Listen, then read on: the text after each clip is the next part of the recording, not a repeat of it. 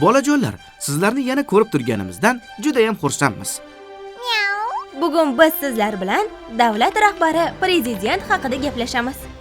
Prezident qanday saylanadi? Kimlar lider bo'lishi mumkin? Vazifalari qanday? Prezident davlat boshlig'i hisoblanadi. Prezidentning vazifalari, kunlik ish tartibi qanday o'tadi bilasizlarmi?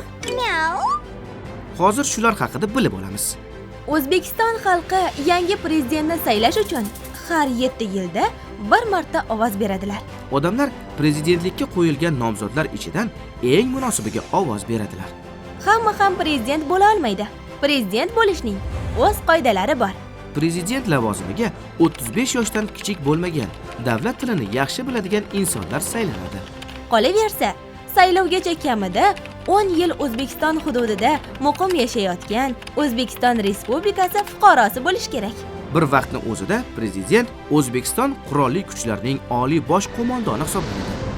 Davlat rahbari o'z ishini boshlashidan avval tantanali tarzda qasamyod qiladi.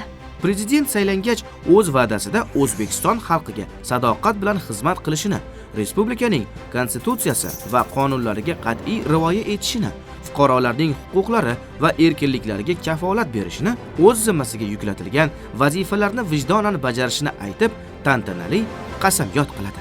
Prezidentning vazifalaridan biri muhim hujjatlarni imzolashdir.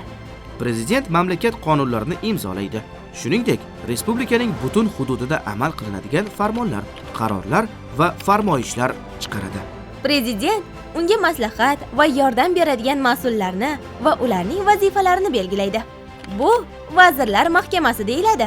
O'zbekiston elchilari, Oliy sud sudyalari va boshqa yuqori martabali amaldorlar ham prezident tomonidan tayinlanadi. Davlat rahbari o'z davlati manfaati yo'lida xorijdagi uchrashuvlarda ishtirok etadi. Boshqa davlat rahbarlari bilan uchrashadi, suhbatlashadi. Bu uchrashuvlarda davlat uchun foydali kelishuvlar imzolanadi. Prezident vakolati tugagach, ya'ni o'z vazifasini bajarib bo'lgach, umrbod Oliy Majlis Senati a'zosi lavozimini egallaydi.